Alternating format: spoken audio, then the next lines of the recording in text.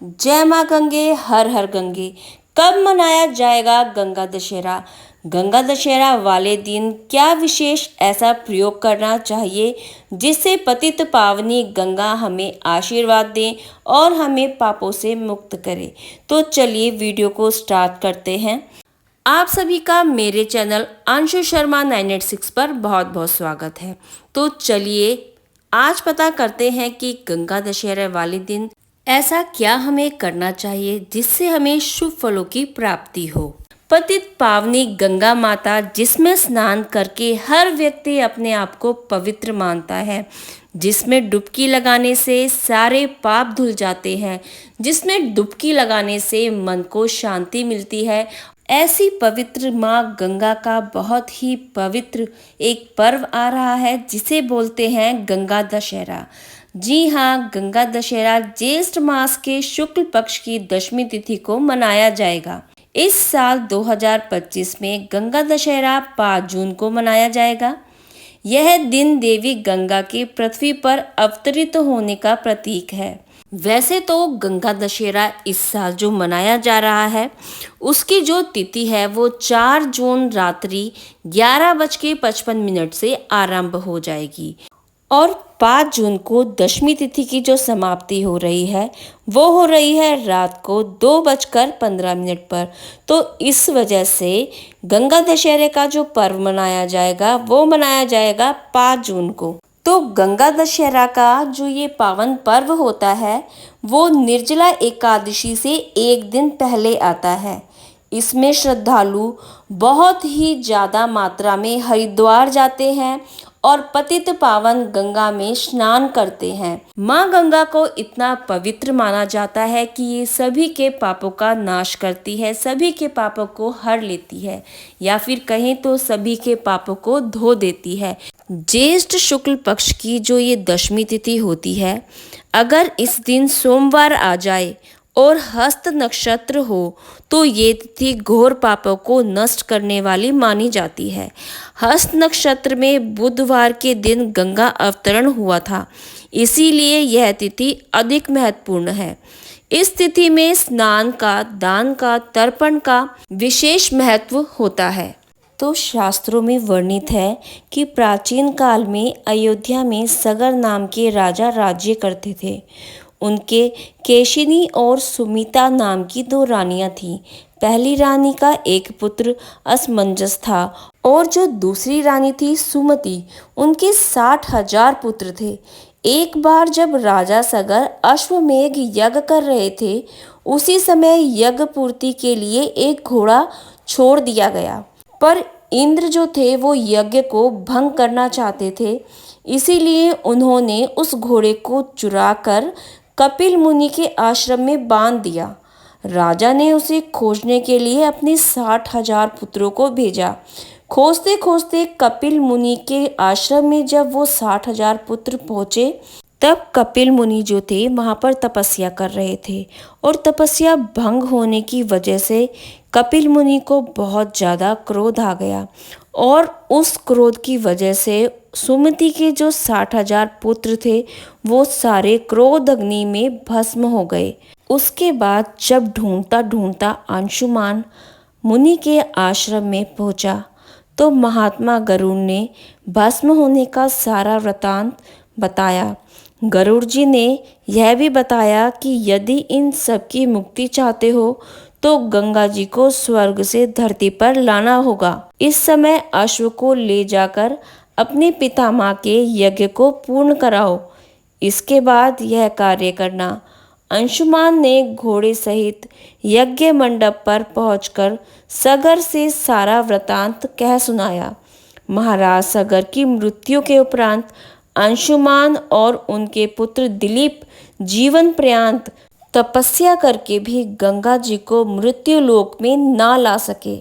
अंत में महाराजा दिलीप के पुत्र भागीरथ ने गंगा जी को इस लोक में लाने के लिए घोर तीर्थ किए, घोर तपस्या की, कठिन तपस्या की।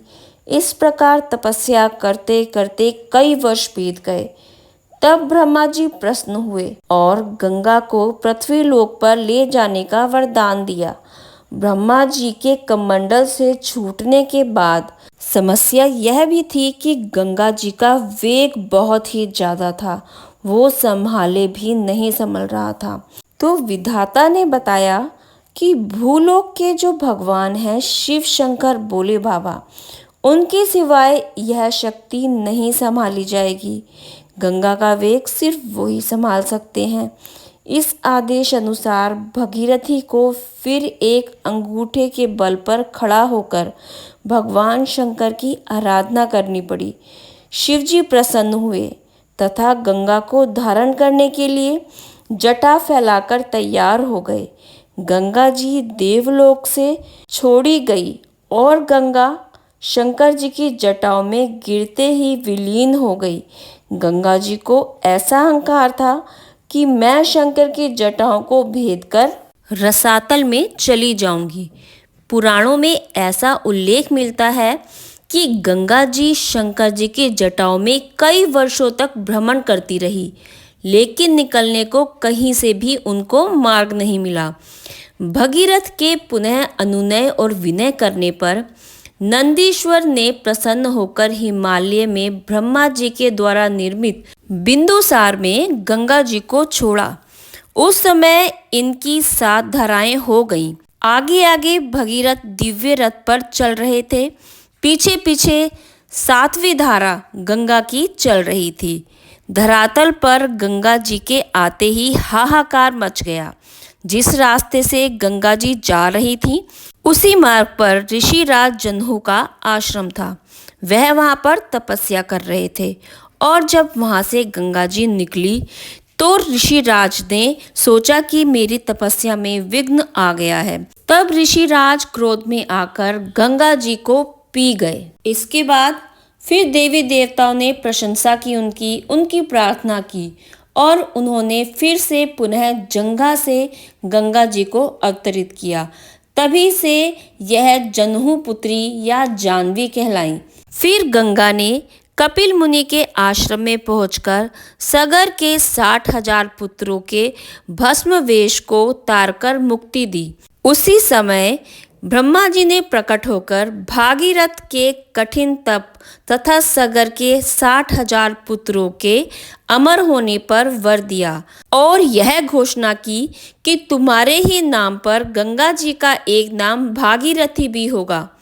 अब तुम अयोध्या में जाकर राजकाज संभालो। ऐसा कहकर ब्रह्मा जी अंतर्ध्यान हो गए।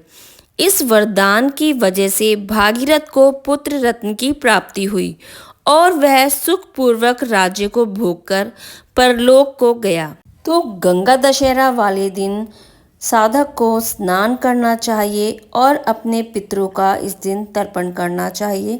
इससे क्या होता है, इससे पितृ जो होते हैं वो प्रसन्न होते हैं और आशीर्वाद देते हैं।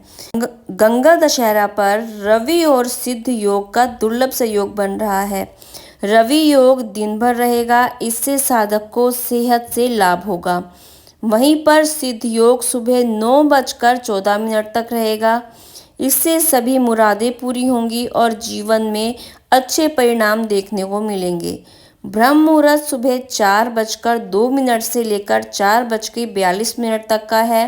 तो गंगा दशहरा वाले दिन आप अपने पास की किसी भी पवित्र नदी में जाकर स्नान कीजिए। अगर आप इलाहाबाद के पास रहते हैं तो आप प्रयागराज जाइए। अगर आप हरिद्वार के समीप रहते हैं तो आप हरिद्वार जाके गंगा जी में स्नान कीजिए। अगर आप कहीं और रहते हैं और आपका मन करता है कि मैं जाके गंगा जी में स्नान करके आऊं, तो इस मौके का फ़ायदा उठाइए और गंगा दशहरे वाले दिन अपने आप को शुद्ध करने के लिए, अपने कर्मों को शुद्ध करने के लिए गंगा जी में अवश्य स्नान कीजिए। तो चलिए मित्रों, अगर आपको मेरा ये वीडियो पसंद आया है तो please like, share and subscribe ज़रूर कीजिएगा। इससे हमारा हौसला बढ़ता है और हमें पता लगता है कि आपको हमारे वीडियो पसंद आ रहे हैं।